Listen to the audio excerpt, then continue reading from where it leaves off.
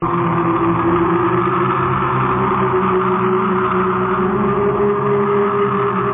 those who like to know what's really going on at their own peril, this is Nightfall.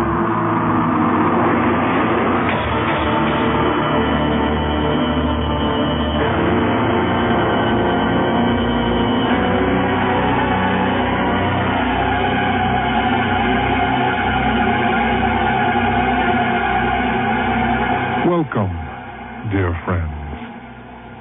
I'm Frederick Hend, and this time we're going to take you away from the coming winter to a nice, unnerving holiday in the tropics. Do you like children? Are you sure? Because tonight, you're going to have to deal with one. The show is called Daddy's Girl and was written by Janet Benelli. So, have a nice trip.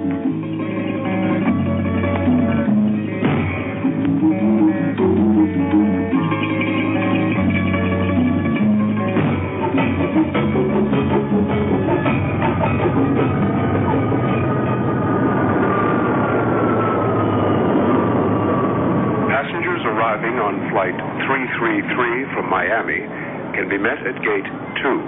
Where can I get a taxi and a taxi for taxi around I don't care what the customs guy says. I'm going to do exactly what he says. Will all the people staying at the Myrtle Beach Hotel please go to exit A? Would you mind letting me through? Excuse me? Oh, for Mr. Reed, you are Mr. Reed, aren't you? Yes, I'm Mr. Reed. I knew you were. The minute you walked through customs, I said to myself, George, that's Mr. Reed. I'm good at things like that, and I'm never wrong. So you're George? That's right. I've heard about you from the guys back at the office. You have? Well, I'm George, all right. And it's my job to do everything I can to help you, Mr. Reed. I already made arrangements for who you want to see and where you want to go, and I took the liberty of getting your bungalow organized, too. Yeah, well, I hope you didn't firm up any appointments for me right away. I mean, this is my first time in the tropics, and I have every intention of spending a few days taking in the local color. Well, you find we do have a lot to offer here, but there are a few appointments you should make right away. Dr. Beausoleil is one man you must see as soon as possible. Who's he? Dr. Beausoleil is one of the leaders in our community. He's a very important man. You must have heard of him. I knew the minute you arrived you should see him, and I'm never wrong. No kidding. Well, let me tell you one thing, Georgie. If he's that local witch doctor, he's just going to have to wait in line. He's been giving us a hard time belly aching because the new hospital's taking away his customers. But, Mr. Reed... Well, he's going to learn who's going to be in charge of things around here now, right? Now, how about getting my luggage? It's the blue set right over there. I see it, Mr. Reed. Just you go on ahead of me. I got the taxi waiting right outside the door.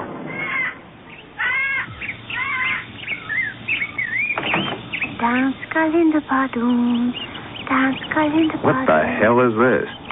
That's me daughter, Charlene, Mr. Reed. She's only 6 years old, but she's a very special girl. Yeah, well, I'm kind of special, too, George, and I don't need kids in my car. But Charlene goes everywhere with me, Mr. Reed. She's Daddy's girl. She won't be any trouble. Yeah, so get her up in the front seat and tell her to cut out the damn noise. Does she hear me? Oh, she hears you, Mr. Reed. Every word.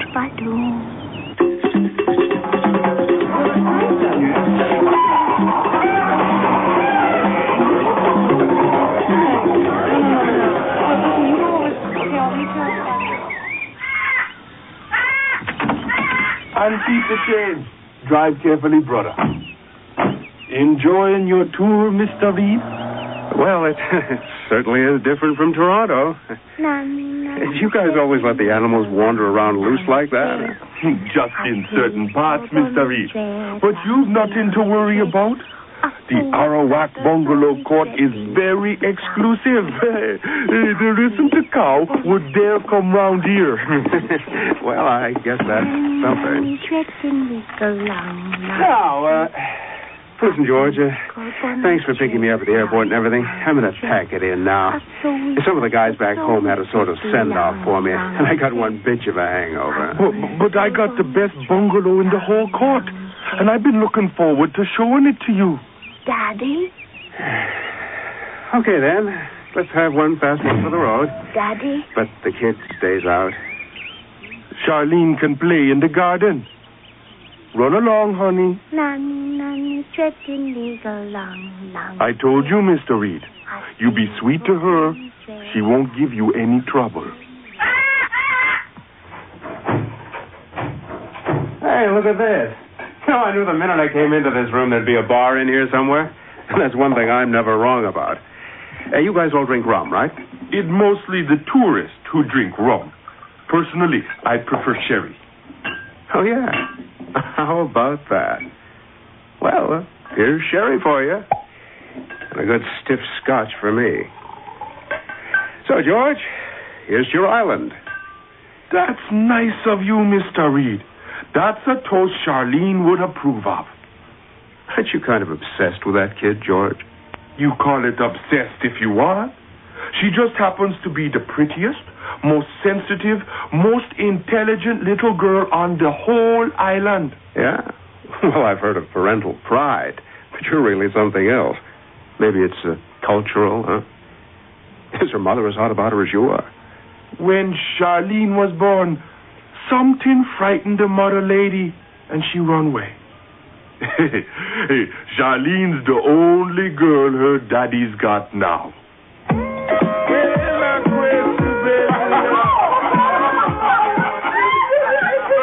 So this is your first assignment in the tropics, David.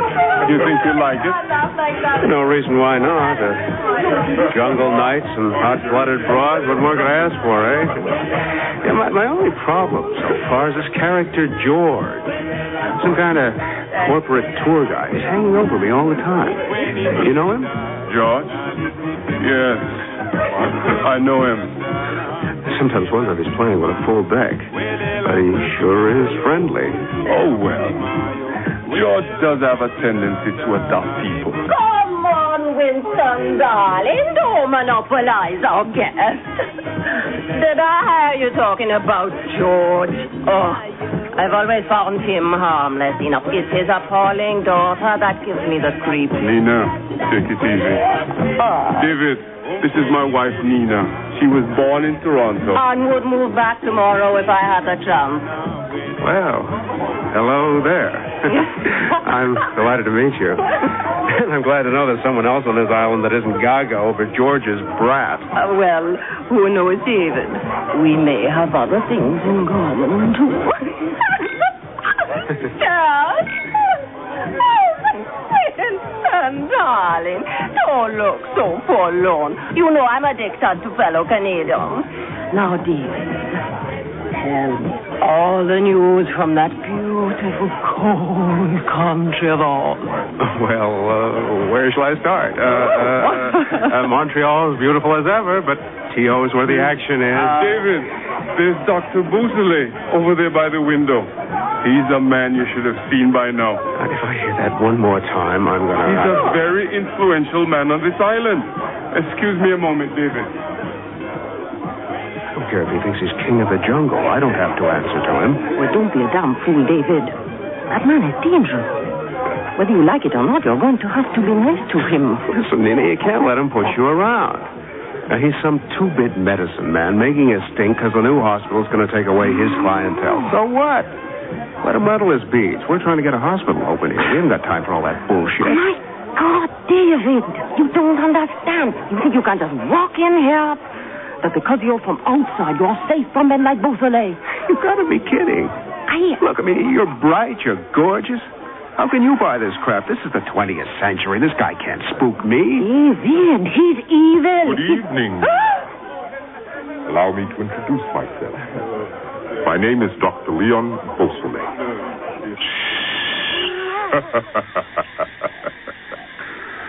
Well, as a matter of fact, I interned at the Glasgow Infirmary.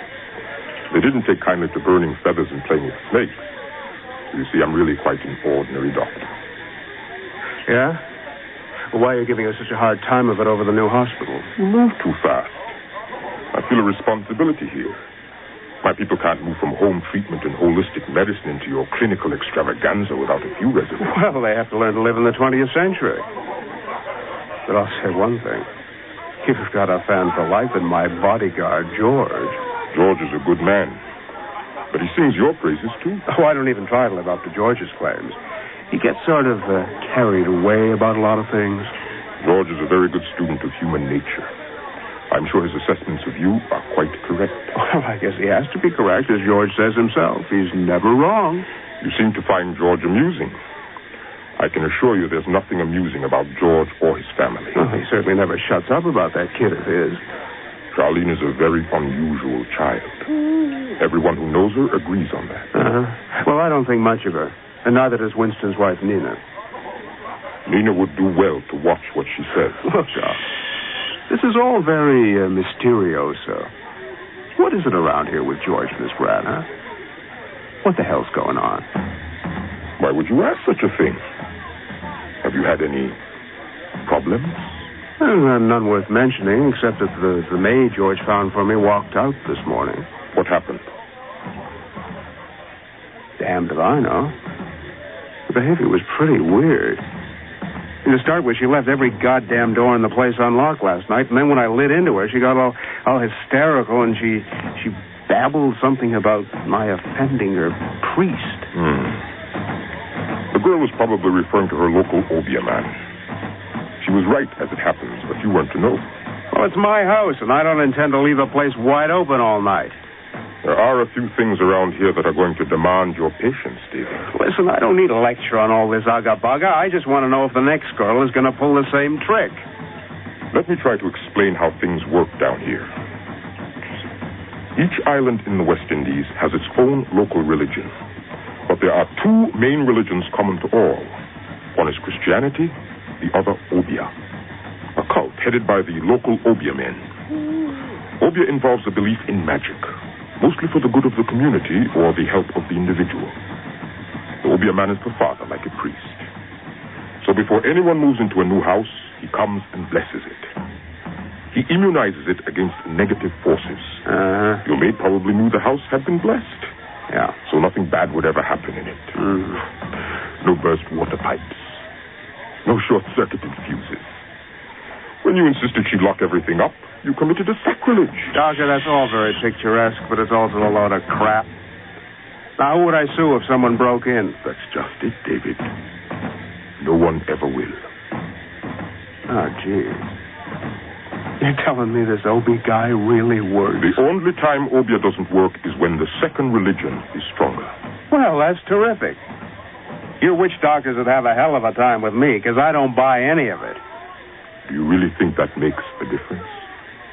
Will you show me this voodoo stuff actually works?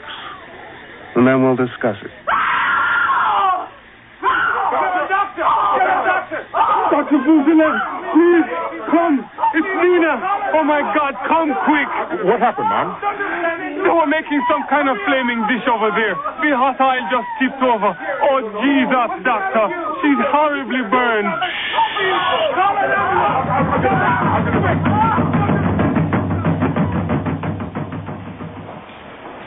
Excuse me. Nurse? Yes? Can you tell me, is this Nina Wells' room? She was brought in last night. Nina Wells. Yes, this is her room. Thanks, nurse. Please, don't stay long. The doctor wanted to rest. Nina? Who is it? Oh, it's you, Mr. Kamada. Well, I won't stay long. Winston said it was okay. I just wanted to see what was going on. Oh, don't hover there by the door. Come on in. And give me a cigarette there. That bitch nurse won't let me smoke. Sure. Here you go.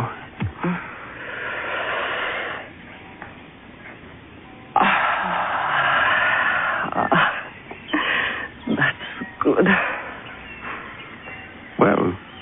You look pretty good. Still an ad for my favorite flavor. Have they said anything about this? Whether or not I'll be scarred. Not a word. All I can get out of them is wait and see. I think my days of running round in a bathing suit are over, David. Hey, come on, sweetheart. You struck me as the brave type. Well, I am brave. You have to be damn brave to live in this God-forsaken place with its black magic and witch doctors. Listen, I talked to Beausoleil myself, and he didn't make a very convincing case. It's all harmless crap, Nina. You should know about that. You're a fool, Dave. This place is the devil's home. Once they've singled you out, there's no place to hide. Oh, come on. Listen, I knew last week when my jade earring disappeared, they'd come for me. And last night, I heard the drums again. Nina. Oh, David, I know you think I'm crazy, but I'm not safe here. Nothing can help me. I knew that when I got burnt. Now listen to me. When I spoke against Beausoleil, I knew it would happen. Oh, please, God, get me out of here. I want to go home. I'm going to die. I know it. Nina? We can't have you getting upset. So it's important that you rest. David, I'm going to have to ask you to leave. Sure. Sure, Doc. I'm on my way. Listen, Nina, just do what they tell you, sweetheart. Huh? If you're a good girl, I'll fly you back to Blue and Young myself, and you can recuperate in the Courtyard Cafe. Now, Nina, what was all that rubbish you were telling our new friend? Are you trying to make us more angry with you?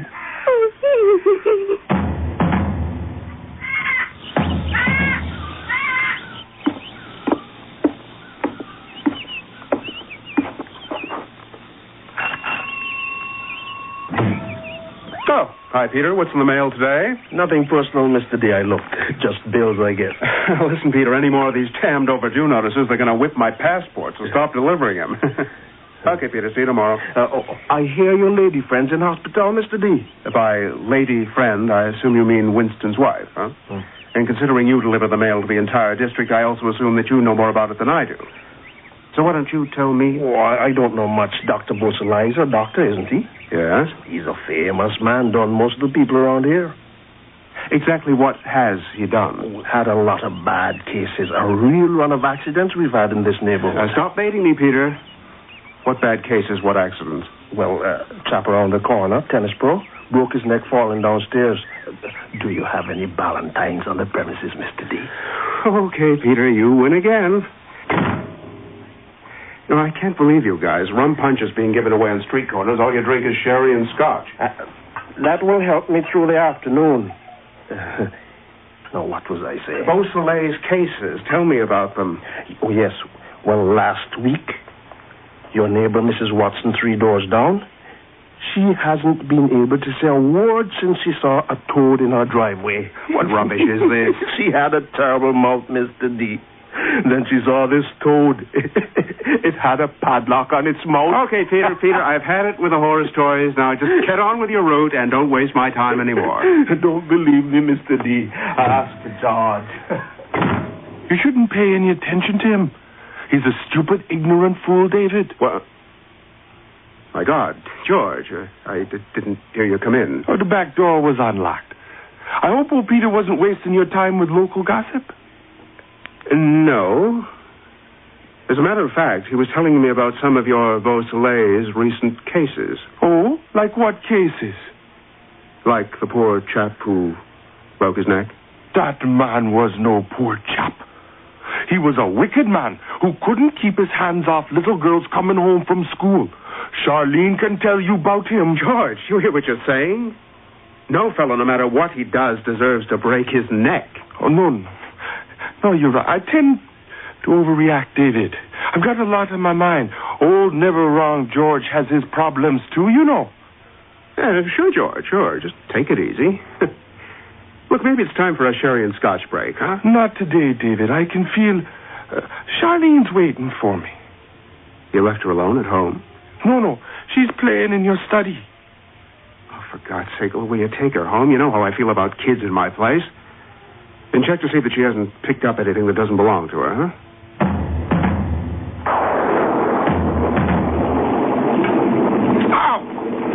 One hell of a cut, David. Yeah, well, it was an accident. I just went into the bathroom. I forgot I had an electric fan on the floor. Somehow, I guess the screen across the front of it came loose. Anyway, I cut my ankle. Oh, God, that hurts. You're damn lucky you didn't lose any more blood. Just one more stitch now. Listen, I appreciate you coming over here so late. Well, until your new hospital is built, you make an emergency call. I'm the one you get. Now, forget the gratitude and just don't walk into any more fans. I'm not usually careless, but I had this problem on my mind. Then George came in, and I guess it threw me off my game. George? Yes, he was around earlier.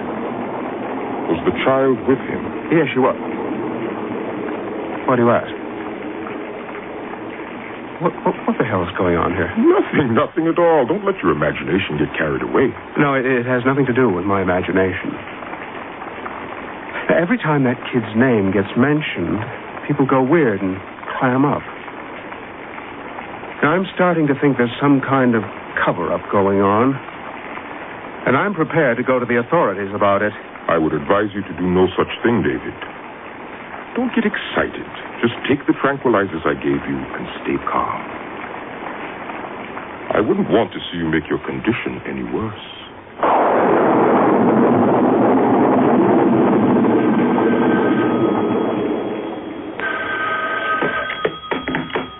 Yes? David. Oh, God, David. Winston? Is that you? What's wrong? David, she's gone. She's gone, David. What the hell are you talking about? What's happened? Nina, David. She died just an hour ago. She's dead. Oh, my God. Winston. Look, Winston. Tell me what happened. She finished dinner. She was ready to leave the hospital tomorrow morning, and then, well, she started to choke on something. She choked to death, David. Listen, Winston, have you called Dr. Beausoleil? Does he know? Yes, he knows. He was there. He has no answers. He even thinks it might have been an allergy to the flowers. Flowers? What flowers? The Poncianas. George and his little girl visited her just before dinner. They bought a bouquet from their garden.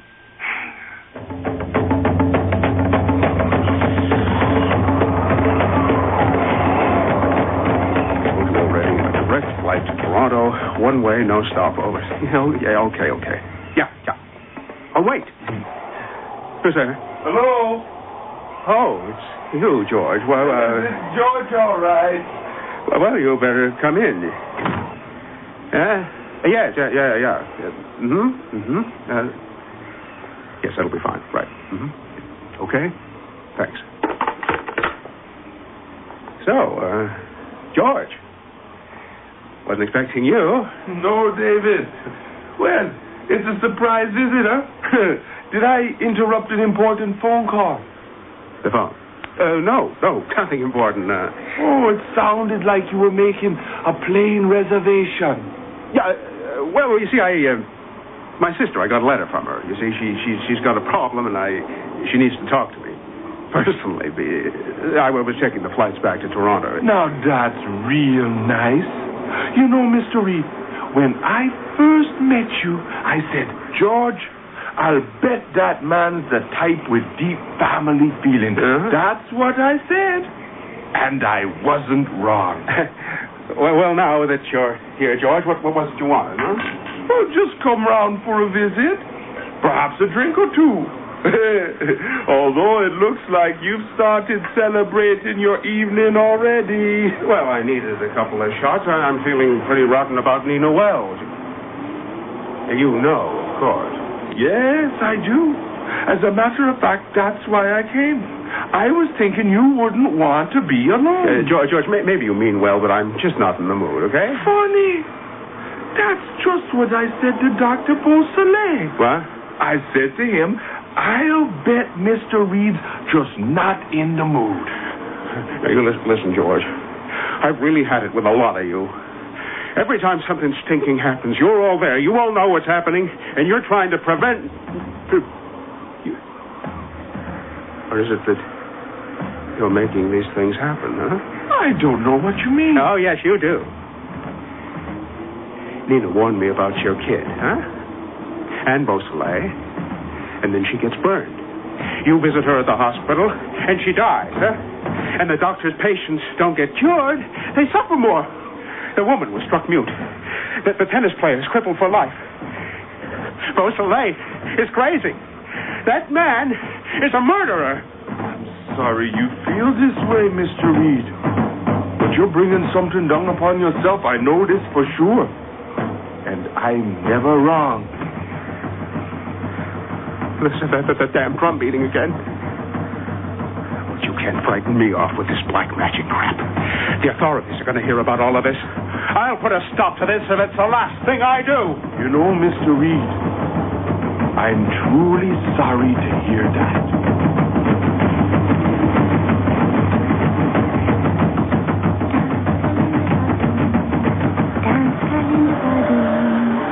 Here we are, Charlotte. This is where we're meeting your daddy. I was sorry to leave all the sick dogs.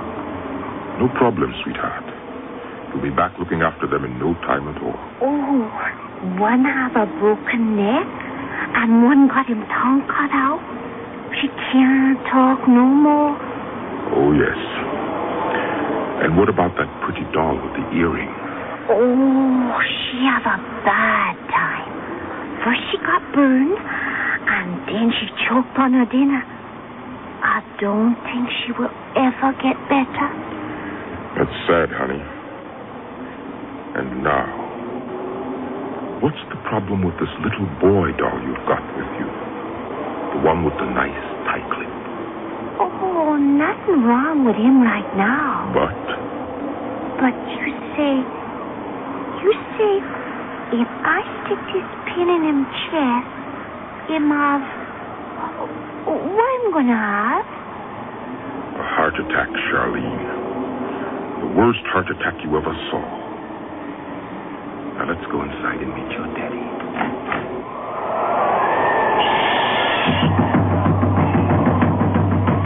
I'm heading straight to the airport, George. And there's nothing you can do to stop me. But Mr. Reed! Who the... Daddy? Daddy? What the hell are you here for? And the girl? Get her out of here. Both of you, stay away from me. David, I'm sorry it's turned out this way. I'm truly sorry. Beausoleil, you're a murderer. A murderer. If you just stop crying, stop meddling in things that have nothing to do with you. You're not going to get away with this. I'm going to see you behind bars. You'll never understand, will you? If things were different, we were just as capable of protecting you. Put me out of here. Get out of my way. Certainly, David. Now, Charlene. Now? What?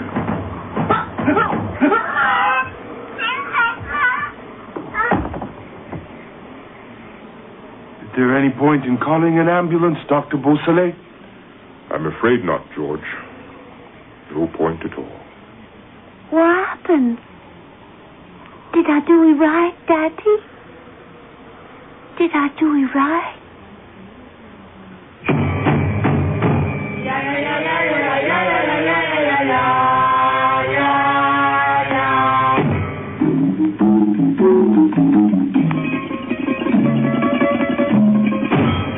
You never really know when you've learned just a bit too much, do you? Not until it's too late. Here's Mr. McAfee. Daddy's Girl was written for radio by Janet Bonelli. It starred David Stein as David, Phil Aiken as George, Maxine Miller as Charlene, and Mia Anderson as Nina. Dr. B was played by Errol Slew, Winston by Calvin Butler, and Peter by Arden Bess. The sound technician was Brian Pape, with sound effects by Matt Wilcott.